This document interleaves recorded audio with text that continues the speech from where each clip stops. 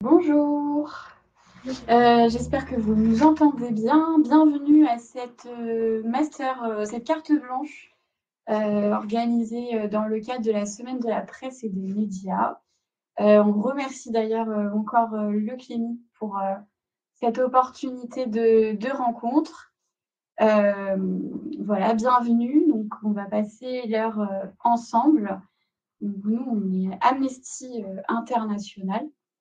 Donc, un organisme, une ONG de défense des droits humains, mais on fait plein d'autres choses, donc, notamment tout ce qui est plaidoyer pour la défense, comme je vous l'ai dit, des droits humains, mais on est aussi, on est aussi là dans le cadre de l'éducation aux droits humains et dans le cadre aussi avec les collègues journalistes de notre magazine, La Chronique. Donc, du coup, je leur laisserai plus la parole. Je vais juste un peu introduire le propos. Donc, l'idée, c'est tout simplement, dans le cadre de cette semaine de la presse et des médias à l'école, de comprendre les coulisses d'une enquête journalistique, notamment grâce aux équipes de rédaction de notre magazine La Chronique. Donc, comment ça se passe, comment on organise une enquête, comment on choisit le sujet. Donc, je laisserai l'équipe de rédaction vous expliquer comment ça se passe. Et on a la chance aussi d'avoir avec nous deux journalistes qui ont notamment mené l'enquête qui vous a été mise à disposition sur la thématique de l'Ukraine et des civils, et pas que, qui ont été déportés dans le cadre du conflit avec la Russie. Du coup, elles vont nous expliquer comment ça se passe, une enquête sur le terrain. On a aussi la chance de pouvoir comprendre aussi les obstacles, comment ça se passe et aussi leur parcours, puisque ça peut donner des idées à notre public. Alors, normalement, vous ne pouvez pas prendre la parole, donc je vous invite à utiliser le chat. Donc, n'hésitez pas à nous laisser tout de suite un petit message déjà sur le chat pour simplement nous dire que vous entendez bien. Si jamais vous avez des questions au fur et à mesure de la présentation, n'hésitez pas à poser ces questions dans le chat. Moi, mon rôle va être tout simplement de les prendre en compte et de pouvoir être votre porte-parole et ainsi pouvoir les poser à nos intervenants. C'est parfait si vous m'entendez très bien, c'était un peu ma petite frayeur, mais c'est nickel. Je vous informe juste que cette carte blanche est enregistrée, puisqu'après, elle sera disponible sur le site du Clémy, pour que vous puissiez re-regarder si jamais une première fois ne vous a pas suffi ou si vous voulez la partager à vos collègues qui n'ont malheureusement pas pu se rendre disponibles. Alors, bien sûr, dans les questions, je vous inviterai à poser des questions polies et de manière gentille. On est quand même ici pour apprendre dans de bonnes conditions. Il n'y a pas de questions bêtes. N'hésitez pas à poser toutes les questions qui vous semblent en rapport avec le sujet. Donc, je vais laisser la parole, du coup, à l'équipe de rédaction, donc Aurélie et Michel. Donc, je vous laisse peut-être vous présenter un petit peu. Et du coup, on va dérouler. Donc, moi, je suis Aurélie. Je travaille depuis plus de 20 ans pour le magazine d'Amnesty International, donc La Chronique. Je suis journaliste rédactrice et à côté de ça, je m'occupe beaucoup de la rubrique culture. Je m'appelle Michel Desprats. Moi, je travaille depuis peut-être 60 ans comme journaliste. J'ai travaillé dans beaucoup de médias. J'ai travaillé en télévision, en presse écrite, à Canal+, aux Un Rock, à Mediapart, en diplomatique, Cache Investigation, etc., avec des documentaires. Et depuis quelques années, La Chronique, donc ce magazine d'Amnesty International, m'envoie un peu partout dans le monde faire des reportages.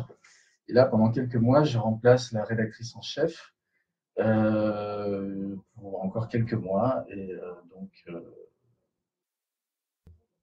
avec Aurélie et Claire, qui est aussi avec nous, qui va se présenter, c'est nous qui avons reçu la proposition de Pauline et Fiora d'un reportage sur l'Ukraine dont nous allons parler tout à l'heure. Moi, je suis Claire Laudereau, je travaille donc à La Chronique et je suis secrétaire de rédaction.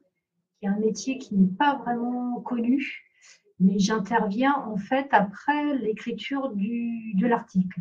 Donc, je m'occupe surtout de faire en sorte que le fichier premier Word devienne peu à peu un fichier lisible, enfin un article lisible sur la maquette. Donc, je vais faire le lien avec la personne qui met en page, je vais faire le lien avec la personne qui corrige. Enfin voilà, je suis un peu le chef d'orchestre du magazine en toute modestie. La place est aux musiciens maintenant. Peut-être commencer par expliquer qu'est-ce que la chronique. Du coup, Donc, la chronique, c'est un mensuel, pas tout à fait mensuel parce qu'on fait 10 numéros sur un an pour nous permettre de prendre des vacances. C'est un magazine de 50 pages auquel il faut être abonné, donc on n'est pas en kiosque. Et c'est un magazine qui traite de toutes les questions de droits humains, donc pas seulement les questions qui sont traitées par Amnesty International. C'est beaucoup plus large. Comme c'est un magazine d'information, on ne fait pas de la communication, c'est-à-dire que les articles sont faits avec les méthodes journalistiques habituelles. On présente ce qu'on appelle le contradictoire. Et nos abonnés, donc ce sont beaucoup des membres d'Amnesty, mais le journal est aussi envoyé aux parlementaires, aux sénateurs et aux députés. Il est envoyé à des centres de recherche, il est envoyé aussi à beaucoup de journalistes. très bien, parfait. Alors, est-ce que vous avez, je sais pas, n'hésitez pas si vous avez des questions au fur et à mesure à les poser. On pourra y répondre, donc, notamment sur la chronique. Si jamais aussi vous souhaitez vous abonner à la chronique, on pourra vous donner aussi le lien, parce que c'est un magazine payant. Du coup, qui n'est pas forcément gratuit. Donc, à la fin de cette carte blanche, bien sûr, on vous donnera dans le chat l'ensemble des liens si jamais vous souhaitez vous abonner à la chronique par la suite.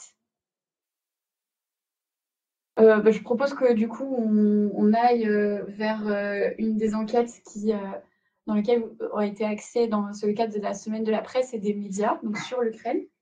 Déjà, ma question, c'est pourquoi un numéro sur l'Ukraine? C'est lié à l'actualité de l'année, c'est-à-dire qu'il y a quelques mois, on est arrivé aux 3 ans de l'invasion de l'Ukraine par la Russie. Et donc, on savait que tous les médias allaient en parler, que ça allait être un épisode important, qu'on allait avoir à lire beaucoup d'articles là-dessus. Et surtout, on a reçu à la chronique énormément de propositions de journalistes français ou étrangers qui partaient en Ukraine à cette occasion et nous proposaient différents reportages, différentes enquêtes. Mais le problème, c'est que nous, on est un magazine mensuel, c'est-à-dire qu'on ne peut pas réagir à l'actualité chaude. C'est-à-dire si par exemple il se passe quelque chose demain dont on va parler pendant une semaine après, on ne peut pas en parler maintenant. On est obligé de prévoir plusieurs semaines, voire plusieurs mois à l'avance. Donc c'est difficile de traiter l'actualité de l'Ukraine uniquement à travers ce qui se passe en ce moment sur le terrain. Donc, on a une exigence qui consiste à demander aux journalistes qui nous apportent des idées originales, des sujets originaux, qui peuvent durer plus longtemps que quelques semaines ou mois, et qui permettront à nos lecteurs de découvrir des informations qu'ils n'ont pas lues ailleurs, c'est-à-dire des informations un peu inédites ou un peu exclusives. Et on a reçu énormément de propositions avec des gens qui nous proposaient de faire des reportages sur la ligne de front, sur les victimes de la guerre, des sujets qu'on a beaucoup lus déjà, dont on a tous entendu parler et où on n'aurait rien eu, nous, à apporter dans les semaines suivant leur reportage. Mais on a reçu aussi une proposition de Pauline et Fiora, pardon, qu'on a trouvé original. Ils nous ont proposé des sujets dont on n'avait pas entendu parler avant, qu'on avait lu nulle part, notamment une enquête auprès des religieux, alors des religieux, c'est-à-dire de différentes confessions, orthodoxes, catholiques, protestants, etc., qui sont présents en Ukraine en tout cas, qui ont été arrêtés par les forces d'occupation russes et déportés ou emprisonnés en Russie ou dans les territoires occupés. Et c'était une manière de raconter comment l'invasion russe traitait finalement la religion ukrainienne qui s'est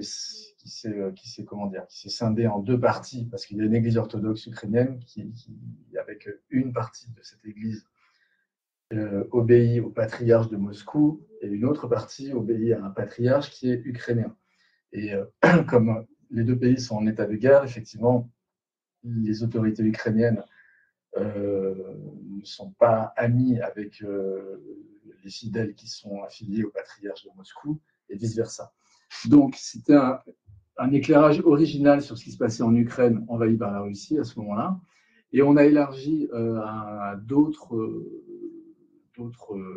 histoires, notamment l'histoire d'un enfant, enfin un enfant de 18 ans quand même, qui était orphelin et qui avait été enlevé par les Russes, déporté en Russie et promis à l'adoption d'une famille russe en Russie. Parce que, en fait, ce qui se passe depuis l'invasion, pas aller trop loin, mais depuis l'invasion de l'Ukraine par la Russie, les forces d'occupation russes vident les orphelinats et les foyers d'accueil où il y a des orphelins, des enfants qui ont aussi des parents, mais qui ont été confiés provisoirement parce que les parents avaient des problèmes d'argent, les ont embarqués pour les mettre dans des orphelinats en Russie, et une partie d'entre eux étaient destinés à être adoptés par les Russes, dans une politique qui consiste à convertir des Ukrainiens aux valeurs russes, en gros. Donc voilà, elles racontaient l'histoire, mais elles vont peut-être en parler mieux que moi. Du coup, bienvenue Pauline et Fiora. Alors moi, j'ai une première question. Comment, du coup, Michel nous a expliqué, du coup, lui comment vous avez fait un appel, plutôt les journalistes étaient venus avec du sujet. Du coup, comment est venue l'idée d'aller sur ce sujet-là, la genèse de l'enquête? Nous, on savait qu'on voulait travailler en Ukraine et justement, on avait lu même nous, beaucoup de reportages sur la ligne de front où on voulait parler d'histoires qui n'étaient pas déjà lues. Et en fait, moi, j'avais vu passer dans un rapport d'une ONG ukrainienne les questions des pressions qui étaient exercées sur les religieux. Et du coup, on a commencé à fouiller ensemble parce que ce qu'il faut comprendre, c'est que ce soit des reportages ou des enquêtes, dans des zones notamment de conflit, ça se prépare en avance. Il faut prendre contact avec les gens, essayer de vérifier le maximum d'informations en avance. Et du coup, à partir de ce rapport qu'on a trouvé et qui a attiré notre attention, on a essayé un peu de remonter les pistes, de contacter le sociologue qui avait écrit le rapport sur les religieux qui avaient été enlevés là où ils habitaient, dans des territoires occupés, kidnappés, puis qui avaient pu revenir, qui avaient été échangés ensuite lors d'échanges de prisonniers et qui étaient revenus en Ukraine. Du coup, essayer de les trouver des façons de les contacter, puisque souvent, quand des personnes ont vécu des choses très traumatisantes, ça peut être dur de parler. En plus, à des journalistes qui n'ont pas forcément envie d'être connus que pour les pires choses qui leur sont arrivées. En l'occurrence, ils ont tous été torturés. Donc, il y avait tout un travail préparatoire. On a commencé, je pense, 2 ou 3 mois avant de partir. On est parti en novembre. On a commencé en septembre à faire tout ce travail pour essayer d'identifier les personnes qu'on voulait trouver, dont on voulait recueillir le témoignage, établir un lien de confiance un petit peu avant de les rencontrer pour qu'eux, ils se sentent à l'aise de nous raconter ce qui leur est arrivé. Ok. Et alors, tu dis qu'il y a du temps de préparation avant de partir sur place. Il y a combien de temps de préparation, du coup, avant d'aller... C'est quoi les étapes, du coup, avant de partir L'idéal, c'est le plus de temps possible, mais en gros, déjà, il faut trouver des sujets qui nous intéressent, qu'on peut traiter, voir s'ils sont réalisables, essayer de trouver des gens sur place qui peuvent nous informer sur l'accessibilité aux personnes. Et après, une fois qu'on sait que notre sujet, il peut se tenir, on le pitch, on l'écrit, et après, on contacte des rédactions, et ça, c'est encore autre chose parce que parfois, on envoie une centaine de mails et on n'a pas de réponse ou 1 ou 2 réponses. Et du coup, il y a une très grosse démarche d'essayer de trouver quelqu'un qui prend notre sujet. Et parce que du coup, vous n'êtes pas des journalistes qui travaillaient exclusivement pour Amnesty. Non. Vous êtes des journalistes, du coup, indépendants d'Amnesty. Et donc, du coup, vous allez chercher différentes vous avez votre idée et vous allez chercher du coup différentes rédactions. C'est ça. D'accord. On travaille pour plusieurs journaux, médias en même temps quand on va quelque part, parce que c'est un métier qui en vrai peut être assez précaire et parfois quand on finance un voyage, c'est mieux de savoir qu'on va vendre à plusieurs médias différents. Sinon, c'est compliqué. Alors, juste pour rappeler, du coup, Fiora, toi, tu es photographe, c'est ça? Et Pauline, toi, tu écris. Donc, du coup, il y a le duo. Alors, c'est quoi les noms officiels? C'est photographe-reporter, du coup? Oh oui, photojournaliste. Photojournaliste, ok. Moi, journaliste. D'accord, très bien. Du coup, comme ça permet pour les classes d'identifier les deux métiers. Et vous êtes resté combien de temps sur place pour faire votre enquête? On est resté 1 mois. Après, on a fait d'autres reportages pour d'autres médias, mais qui demandaient moins de temps, parce que justement, c'était du reportage. Donc, on a passé 1 ou 2 jours dans les endroits qui nous intéressaient. Et sur les enquêtes d'Amnesty, c'est celles sur lesquelles on a passé le plus de temps. On a dû passer 3 semaines en tout, 2 semaines, 3 semaines, sur ces sujets. Et c'est quoi les difficultés quand vous êtes sur place? En fait, quand on va faire comme ça des enquêtes journalistiques sur le terrain, surtout des terrains qui peuvent être dangereux, parce que du coup, là, on parle quand même il y a un conflit. En fait, du coup, c'est quoi les obstacles? Et alors, du coup, ça rejoint plus la question, c'est génial, de l'IME de Port-Vent. C'est Vendresse, j'espère que je prononce bien, je m'excuse si je ne le prononce pas bien. Donc, enquêter sur une guerre comporte sûrement des risques selon les sujets. Donc, du coup, quels sont ces risques et les règles du coup de sécurité et les protocoles qui sont mis en place? Ça dépend du terrain. Ouais, il y en a beaucoup. Ça dépend du terrain, et aussi, même s'il y a des risques pour les journalistes, on rencontre toujours des gens pour qui c'est plus dangereux que pour nous. Donc ça, parfois, ça peut être dangereux de parler. En l'occurrence, c'était pas. Par exemple, un des prêtres qu'on a interrogé, qui venait de Mélitopol, donc c'est une ville qui est encore sous occupation. Il y a plein d'informations qu'il n'a pas voulu nous donner, parce que ça pouvait mettre en danger des gens qui sont encore sous occupation russe. Et du coup, il craignait des représailles. Et même pour qu'on puisse avoir son contact, ça a été assez long de le mettre en confiance pour pas que. En fait, il était très stressé qu'on donne des informations qu'il ne voulait pas donner et que ça puisse le mettre en danger, puisqu'il dénonçait quelque chose pour lequel ça pouvait être dangereux de parler. Donc, déjà, nous, on a toujours eu en tête que c'était plus dangereux pour les gens que pour nous. Et puis, même s'il peut y avoir des dangers parce qu'il y a des alertes aériennes, des bombardements, nous, on reste qu'1 mois, on revient, les gens, ils ne peuvent pas forcément partir, on a quand même un privilège d'avoir le choix d'y aller et de repartir. Et après, ça dépend, dans les pays en guerre, c'est pas dans les mêmes villes, la situation n'est pas la même partout. Et dans les endroits les plus dangereux, on avait du matériel. Si on était en contact avec les rédactions, par exemple, on a parlé régulièrement avec l'équipe de la chronique d'Amnesty, donc ils savaient où on était, si jamais on se retrouvait dans une situation qui nous dépassait un peu en termes de dangerosité. On avait des gens en France qui étaient au courant où on se trouvait, donc ça aide. Et après, il y a peut-être plus des risques auxquels sont confrontés les journalistes ou les gens qui travaillent sur des sujets compliqués en général, qui sont des risques psychologiques peut-être. Mais c'est vrai que c'est ça. Ça dépend vraiment des terrains, parce que on peut traverser un pays en guerre sans jamais prendre ni risquer quoi que ce soit. C'est le cas en Ukraine. Bon, ça dépend. Après, si on se rapproche de la ligne de front, c'est autre chose. Mais il y a des terrains où, comme Gaza, où là, c'est quand même autre chose. Si on est avec la population civile, on risque à tout moment de se prendre quelque chose. Mais en Ukraine, par exemple, c'est un pays où on peut le traverser d'est en ouest sans prendre de risques.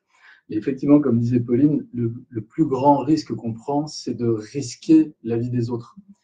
C'est les risques qu'on prend pour les autres. Lorsqu'on va voir des témoins qui, eux, vont rester lorsque nous, on repartira, il n'y a aucun risque pour nous, mais eux, ils risquent soit l'emprisonnement, soit les représailles, soit les risques physiques, évidemment, bien sûr. Il y a une chose que je peux ajouter en termes de photographie purement et simplement. Quand on travaille dans des zones de conflit, il faut faire très attention à ce qu'on monte sur nos images. Par exemple, quand on travaille sur des zones de front ou dans des endroits où il y a de l'équipement militaire, on ne peut pas photographier l'équipement militaire parce que ça pourrait donner des informations à l'autre camp. et du coup forcément mettre des gens en danger. Parfois aussi, il faut faire attention à ne pas montrer des emplacements stratégiques où on se dit juste qu'on fait une photo de quelqu'un, mais en fait il y a le nom d'une rue et ça peut apporter des informations et être dangereux. Et en fait, le problème quand on crée de l'image qui est liée, mine de rien, à l'actualité, à un conflit, à une urgence, c'est que ces images, elles peuvent être utilisées aussi dans le cadre du conflit et du coup, il faut faire attention à ce qu'on produit et ce qu'on montre. Ouais, donc les règles de sécurité, ça consiste surtout à protéger nos sources, en fait, essentiellement. Et on a tous des exemples en tête sur des terrains de conflit où une télé, par exemple, n'a pas pris les précautions nécessaires et où un camp a pu pilonner une position grâce aux images de la télé. Ça, c'est dramatique. Mais peut-être préciser ce que tu appelles source. C'est peut-être pas évident. alors, les sources, ce sont les gens qu'on rencontre sur place. Ce sont les témoins, les gens qui racontent ce qu'ils ont vécu, ce qu'ils vivent, ou qui ont des informations précises, inédites sur n'importe quel sujet. On appelle ça des sources. Et une des grandes parties de notre métier consiste à protéger ces sources. Lorsque, par exemple, même en France, lorsque on est interrogé par la justice sur un sujet qu'on a pu couvrir, parfois la justice peut nous demander l'identité de nos sources. Et une loi nous protège de cela et nous permet de ne pas divulguer l'identité de nos sources. Par exemple, quand je parle d'une source qui, par exemple, a un lanceur d'alerte qui a révélé une information sensible dans une grande entreprise, dans une administration, ou dans un gouvernement, par exemple. J'avais une petite précision, vous n'avez pas encore parlé des fixeurs et des fixeuses. Et apparemment, vous avez une personne très importante qui vous a peut-être précisé ce mot et qu'est-ce qu'est un fixeur parce que du coup, même moi qui ne suis pas dans le domaine journalistique, je ne sais pas ce que c'est. Un fixeur ou une fixeuse, du coup, c'est notre contact sur place qui peut être à la fois notre traducteur, la personne qui organise les choses pour nous, donc les rendez-vous, qui en fait, c'est la personne qui rend tout possible.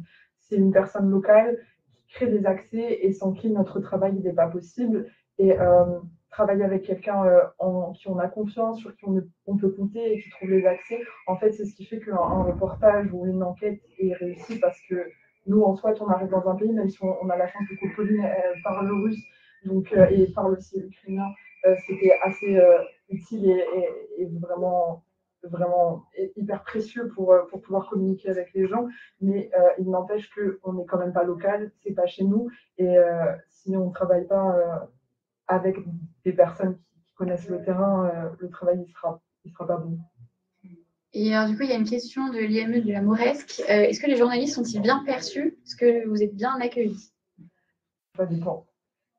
Ça dépend parce que parfois il y a des gens qui ont absolument envie de raconter leur histoire et de la faire connaître au monde, donc ils voient une utilité où ils peuvent être touchés aussi que des gens, que des journalistes français viennent de loin. Par exemple, dans un petit village qui s'appelle Groza où il y a eu un bombardement qui a tué des personnes qui étaient réunies après un enterrement d'un soldat. Du coup, il y a plus d'une personne sur 5 du village qui est morte. Et les gens qui restent dans ce village vont peut-être bientôt à nouveau sous occupation. On est allé voir des gens qui n'ont pas les moyens de partir, de fuir la guerre en fait. Ils étaient très touchés qu'il y ait des journalistes françaises qui viennent les écouter, recueillir leurs témoignages. Mais parfois, sur d'autres sujets, on a bien senti qu'il fallait instaurer un climat de confiance pour que les gens nous parlent parce que en fait, nous, on arrive souvent dans la vie des gens où c'est le pire moment. C'est pour raconter les pires choses qu'ils ont vécues et que nous, on vivra probablement jamais.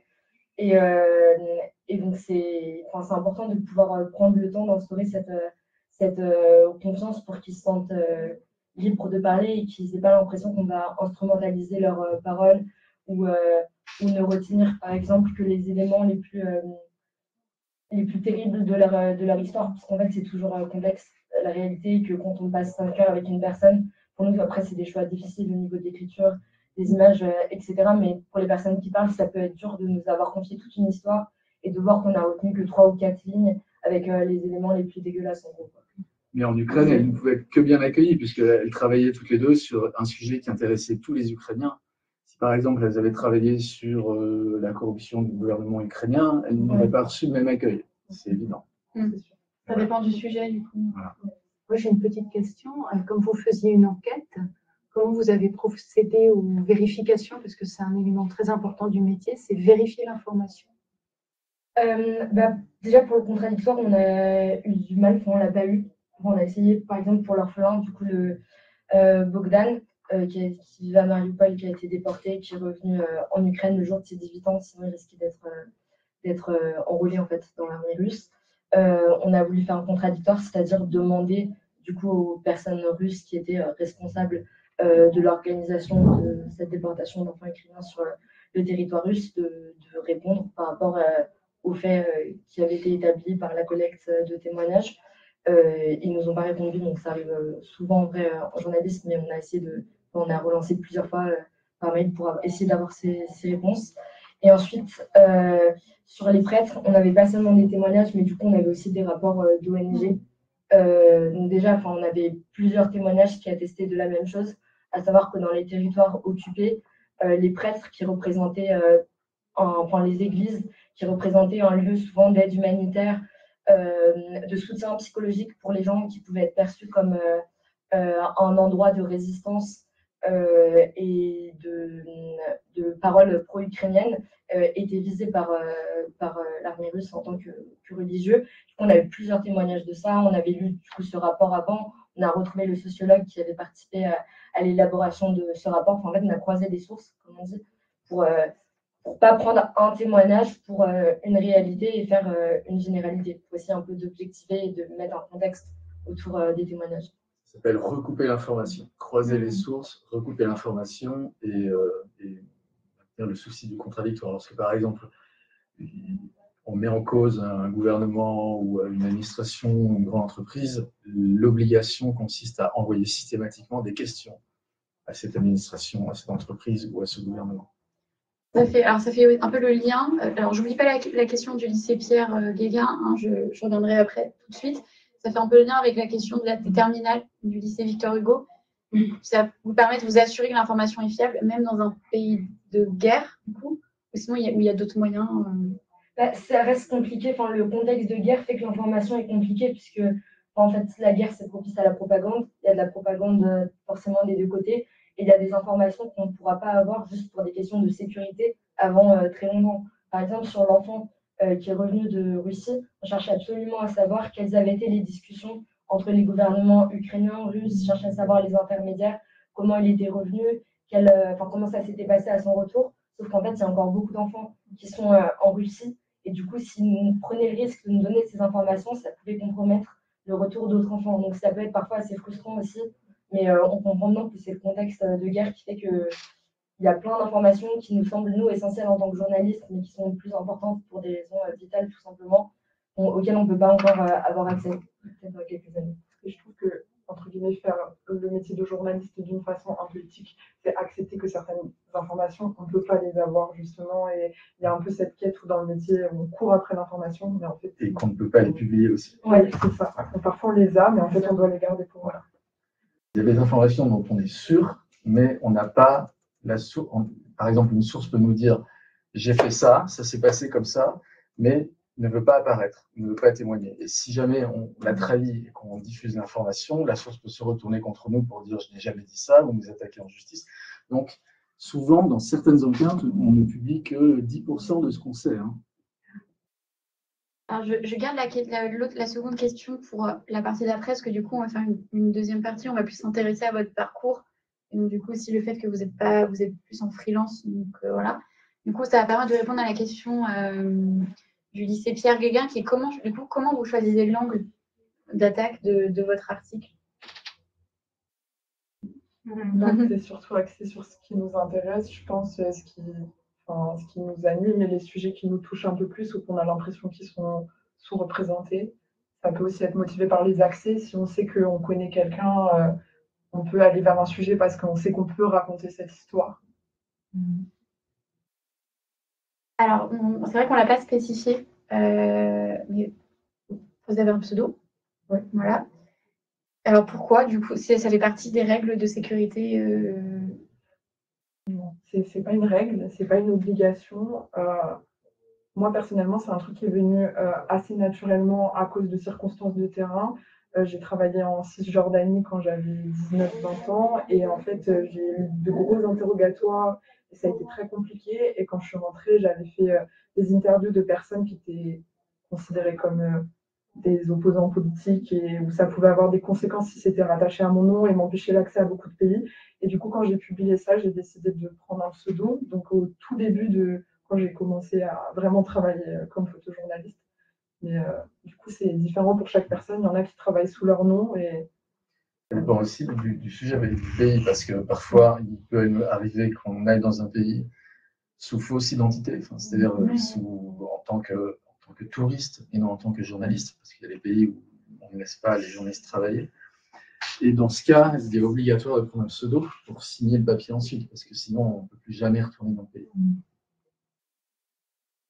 Et alors, là, c'est plus parce que du coup, vous avez dit quand vous allez sur place, vous travaillez pour différents du coup médias. Donc du coup, vous ne dites pas que vous travaillez pour Amnesty International. Ou est-ce que vous le dites? Et parce que je sais qu'il y a eu un précédent. Alors là, c'est Michel Aurelica, vous me corrigez. Où je crois que c'est un journaliste. On savait qu'il travaillait à Amnesty. Il a été empêché de travailler, non? Oui. Théophile, oui. Ah oui. Et donc, du coup, est-ce que du coup, la casquette, plus que le nom du coup, de la personne même du journaliste, mais le média pour lequel il travaille, est-ce que du coup, ça aussi, c'est des informations qu'il faut cacher? Parfois, ça peut arriver. Ça peut arriver. On peut aller travailler dans un pays sans dire qu'on est journaliste, recueillir des informations tout à fait clandestinement. Mais bon, ça s'est pas posé souvent à nous, quelquefois. Mais effectivement, nous, on a eu un journaliste qui a débarqué dans un pays et qui, le jour où il est arrivé, c'était un Azerbaïdjan. Le jour où il est arrivé, le principal journal pro-gouvernemental publiait sa une avec sa photo expliquant qu'il était un espion français qui venait chercher des ennuis dans le pays. Donc, il a dû vite quitter le pays, non pas ne pas se mettre en danger, mais pour ne pas mettre en danger ses sources, les gens qu'il allait rencontrer. Parce évidemment, il allait amener les autorités sur ces personnes. Alors, on a une autre question de l'IME de Port-Vendresse. Je suppose que c'est Port-Vendresse, du coup. N'hésitez pas à me le dire dans le chat. Hein. Je viens de Bretagne, donc je sais que des fois, on peut mal prononcer des noms de villages ou des noms de villes. Quand on enquête à l'étranger sur une guerre et qu'on a l'information sans S, excusez-moi, donc du coup, je redis, l'IME de Port-Vendresse. Port-Vendre, oh là là. Quand on enquête à l'étranger sur une guerre et qu'on a l'information d'un danger, peut-on transmettre cette information? Est-ce que du coup, on peut tout communiquer à nos sources? L'information d'un danger. Ouais, l'information, je suppose, d'un danger, du coup, à des personnes qui sont sur place. Est-ce que vous pouvez préciser la question? On a du mal à comprendre. Je pense que j'ai compris. Alors, vas-y. Si par exemple, vous me dites si je me trompe, mais si par exemple on apprend que telle personne elle est menacée dans une situation, est-ce que nous on doit prévenir la personne? Est-ce qu'on le fait quoi? Encore heureux. Mais je pense que c'est ça la question. Est-ce que c'est ça? Mais donc du coup, si c'est. Mais par exemple, vous avez un exemple en tête? Un exemple concret et on pourrait répondre. Mais du coup, voilà. Alors, en attendant que l'IME, du coup, précise, on va reprendre une question, du coup, des terminales du lycée Victor Hugo. Est-ce que ce n'est pas contre l'éthique journalistique de se présenter sous une fausse identité? Très bonne question. Il y a plusieurs textes qui en parlent. Il y a la charte de Munich, il y a différentes chartes de déontologie journalistique. Certains médias les appliquent ou pas. La majorité ne les applique pas parce que s'ils les appliquaient, on n'aurait pas d'informations. Par exemple, on ne pourrait pas franchir clandestinement une frontière pour aller enquêter dans un pays où l'information ne circule pas. On ne pourrait pas, par exemple, on s'interdirait d'aller travailler à Gaza, puisque les Israéliens l'interdisent. On s'interdirait de beaucoup de choses si on suivait la charte au mot. Et donc, globalement, la majorité des rédactions du monde ne respectent pas cette charte.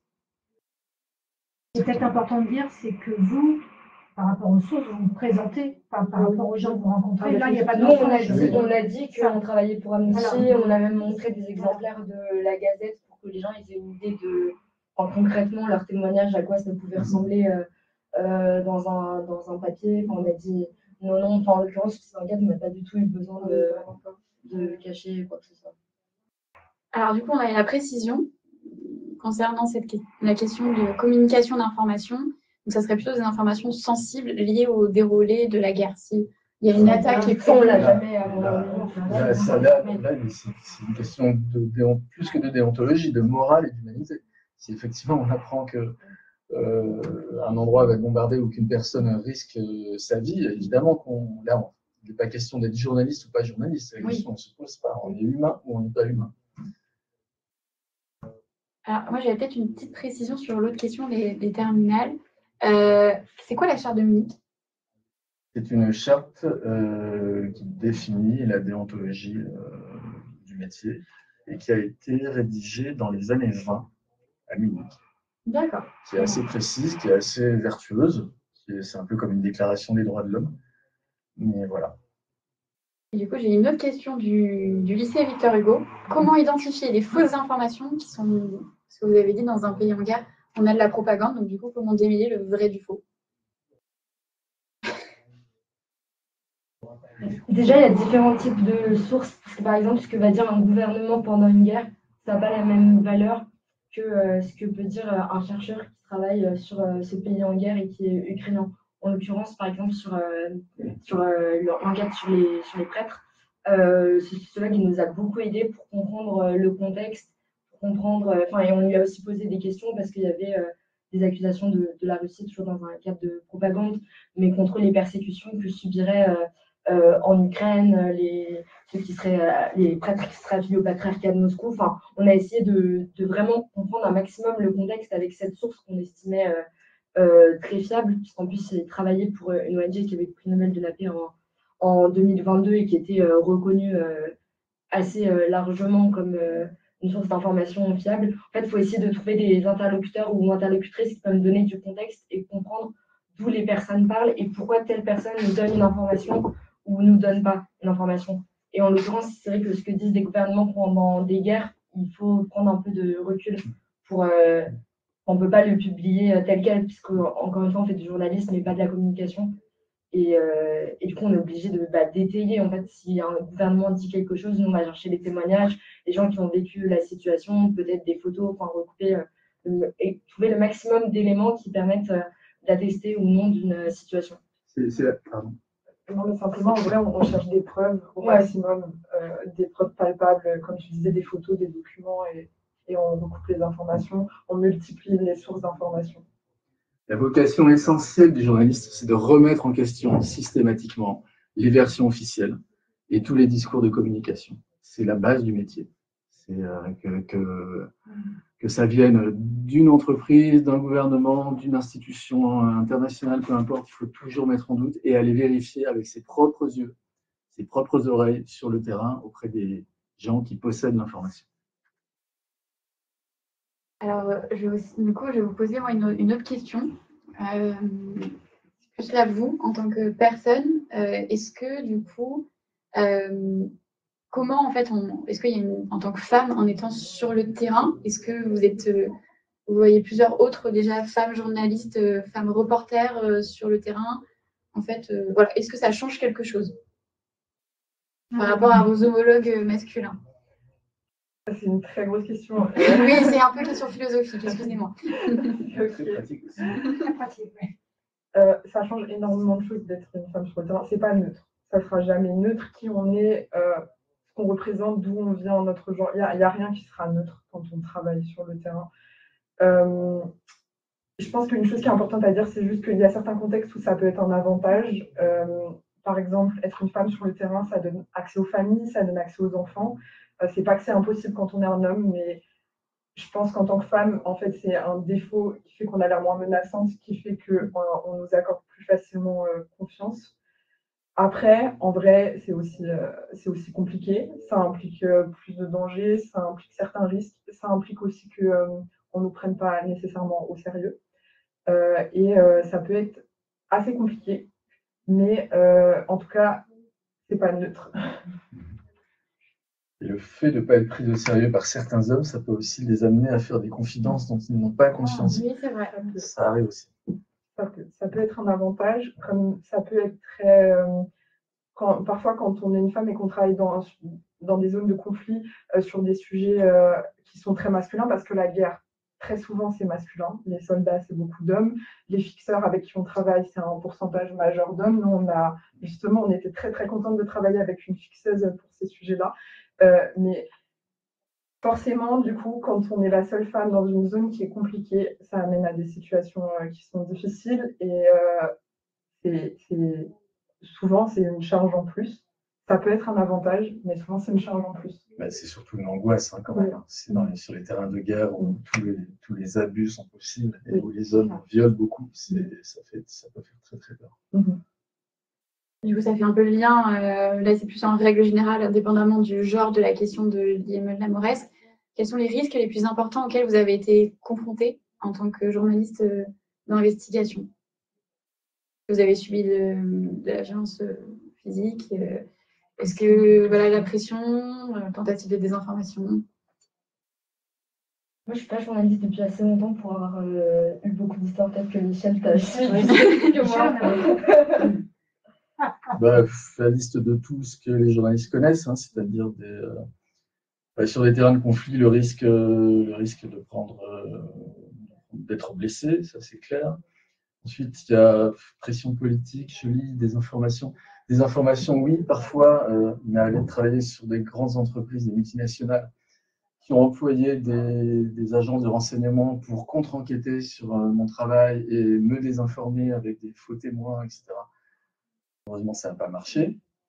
Il s'agissait de Total, notamment. Sinon, des menaces, ça dépend des terrains aussi. En France, lorsqu'on reçoit des menaces de mort en France, on peut en rigoler, parce qu'il y a peu de journalistes qui se sont tués en France, mais c'est facile de se faire tuer sur des terrains sensibles où payer des gens pour faire du mal à quelqu'un. Mais oui, des menaces, quand on fait de l'investigation, on reçoit des menaces de mort, ça c'est clair, on reçoit des menaces sur notre profession, on reçoit des menaces sur notre entourage aussi. Mais ça fait partie du travail. Après, il y a les menaces de diffamation, un peu plus peut-être. Mais ça, oui, alors ça, c'est des menaces légales, on va dire. C'est-à-dire que lorsque quelqu'un se sent diffamé, c'est-à-dire blessé dans son honneur ou dans sa dignité ou dans sa réputation, peut attaquer en justice. Et encore heureux que ça existe, parce qu'il y a beaucoup de médias et de journalistes qui racontent, c'est vrai, n'importe quoi, ça arrive. Et il faut pouvoir se défendre. Dans ce cas, ça se joue devant un tribunal, et le journaliste et le directeur de la publication peuvent être condamnés à une amende et à un droit de réponse. Voilà.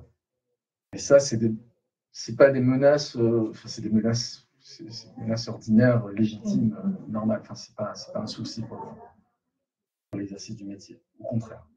Moi, j'ajouterais juste concrètement sur les terrains la question des interrogatoires. C'est un truc qui peut arriver aussi. En tout cas, c'est pas un truc qui m'est beaucoup arrivé, mais c'est un truc qui m'est arrivé. Et avoir beaucoup, où on peut se retrouver dans des situations où du coup on essaie de nous faire peur, on essaie de nous déstabiliser. Du coup, quand on est une femme sur ce genre de terrain, ça tourne beaucoup autour de la question du genre, forcément, parce que on nous teste sur des choses qui sont différentes de si on était un homme dans ces situations-là. Donc, je pense aussi, sur le terrain, ça peut aussi...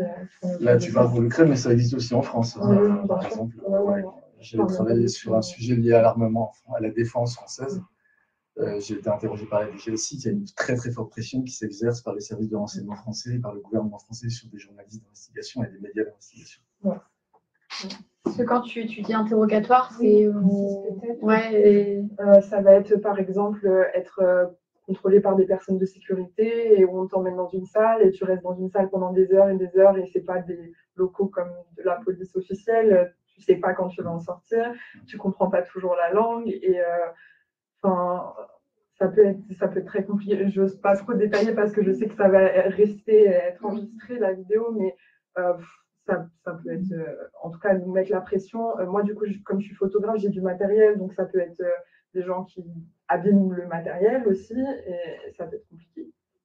Tu peux prendre des coups, tu peux être maltraité, tu peux être affamé, tu peux être... Tout ça. Il y a plein de pays où ça arrive.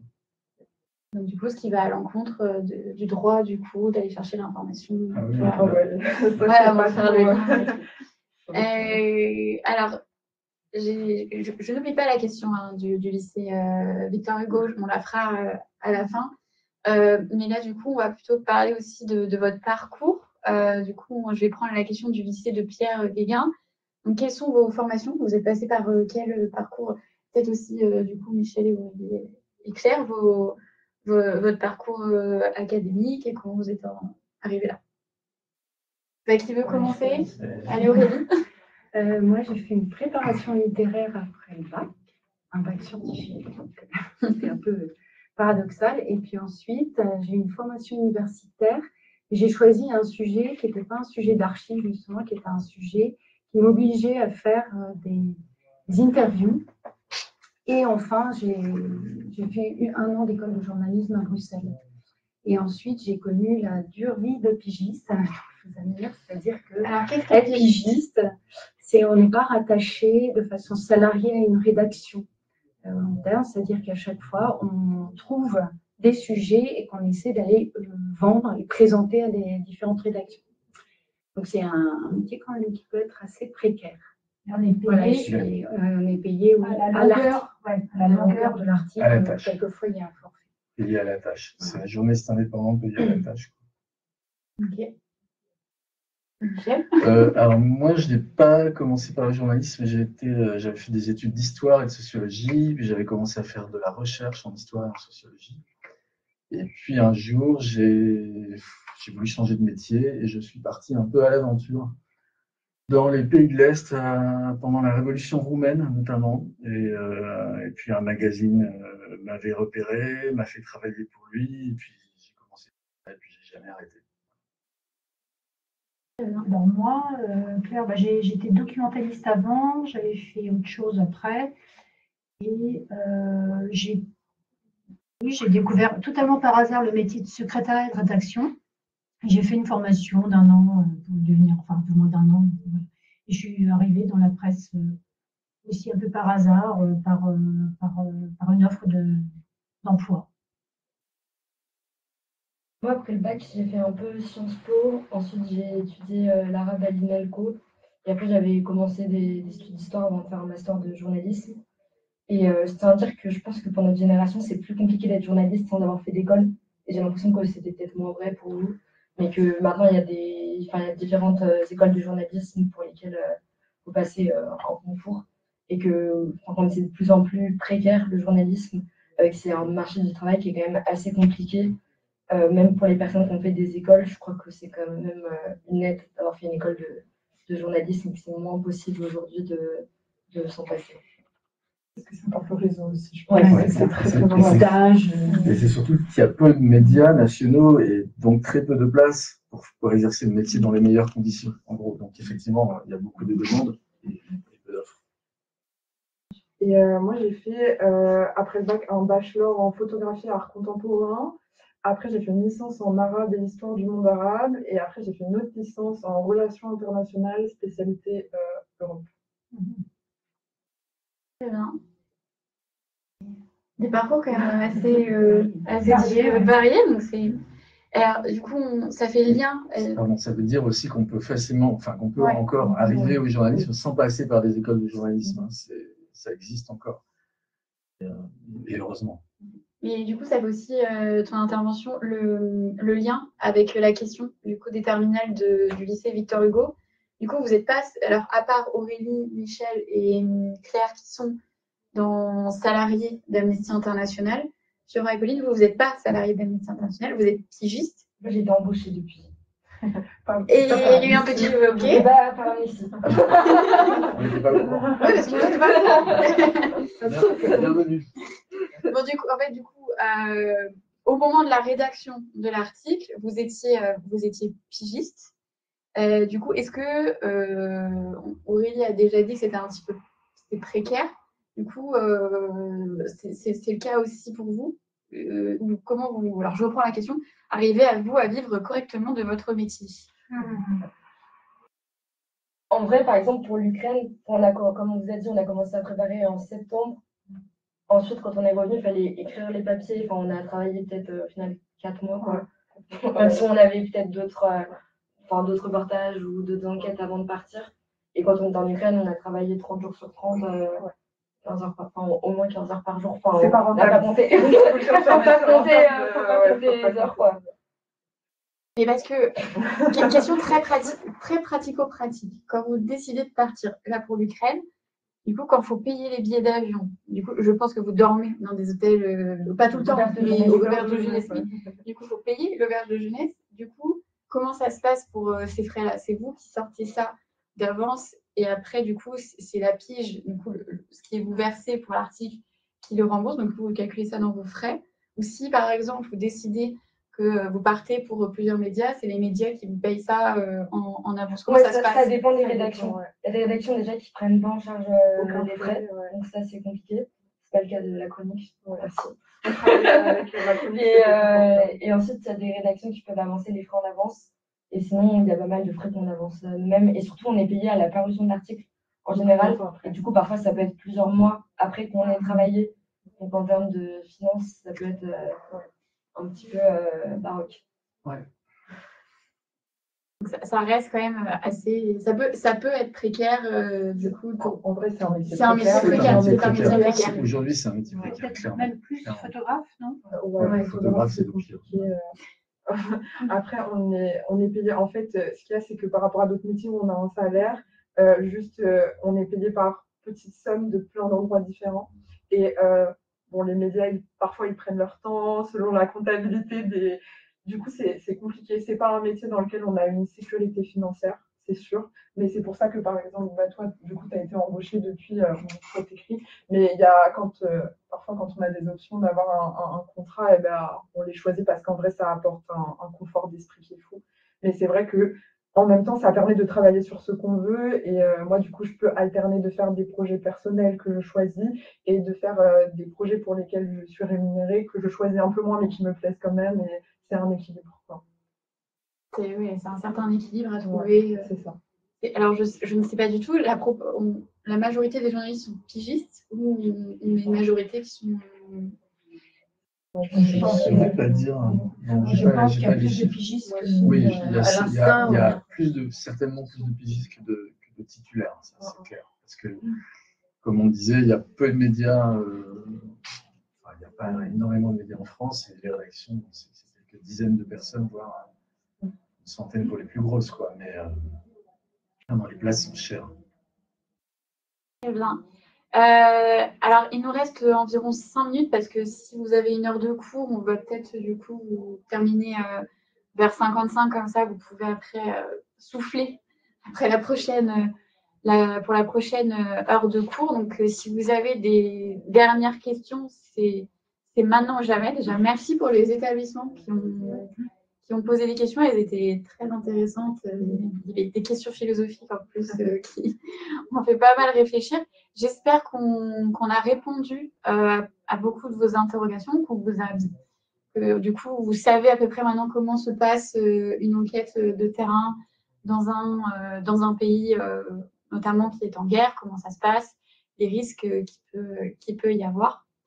Moi, du coup, je voulais remercier du coup l'équipe de la chronique de s'être rendue disponible pour nous et dans le cadre de cette semaine de la presse et des médias.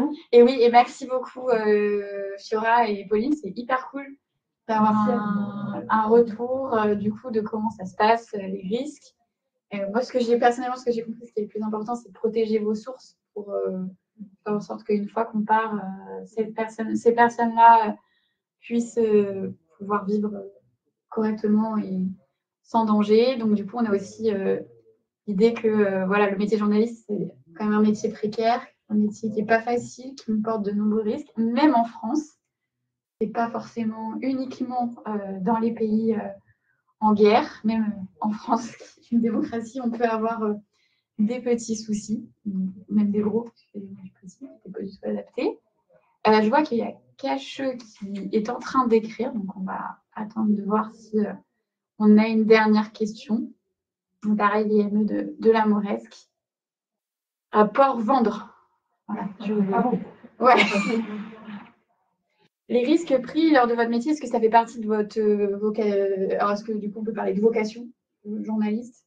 Et est-ce que vous étiez conscient, en fait, quand vous aviez commencé ce métier-là, des risques que cela pouvait amener? je pense faut être conscient quand on part dans une zone à risque que c'est dangereux, parce que ça aide aussi à prendre les bonnes décisions. Mais après, faire ce métier pour ressentir de l'adrénaline, je pense que c'est la pire raison de faire ce métier. Et il y a peut-être, je sais pas, moi je pense que je pourrais jamais travailler que sur des sujets aussi dramatiques et aussi tragiques et au contact du pire de l'humanité tout le temps, parce que je pense que c'est pas tenable dès que ça déforme aussi un peu la vision du monde, quoi. Ok. Ouais, ouais, c'est sûr.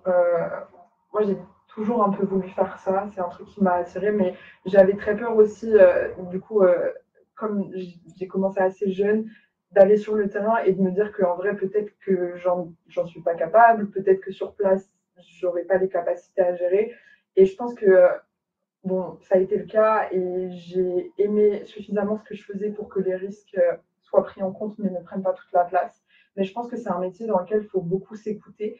Et il faut s'écouter psychologiquement, il faut s'écouter physiquement. Et si à un moment on a un sujet qui est calé, que l'on doit partir, mais que juste physiquement on n'est pas possible, physiquement on n'est pas capable, mentalement on n'est pas capable. Enfin, c'est vraiment un métier qui demande vraiment, vraiment d'écouter son corps et son mental. Et voilà. Très bien.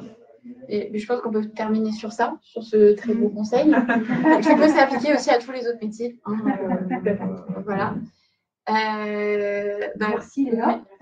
Merci à vous. Voilà. Merci aux participants qui sont restés jusqu'au bout. Bravo. Donc, merci beaucoup. Ça veut dire qu'on vous a pas. C'était intéressant. C'est cool. C'était très intéressant. Du coup, je vais arrêter l'enregistrement et je vous souhaite une bonne semaine de la presse et des médias dans l'école. Et ah oui, j'allais oublier. Voici juste le lien si jamais vous souhaitez. Il veut pas.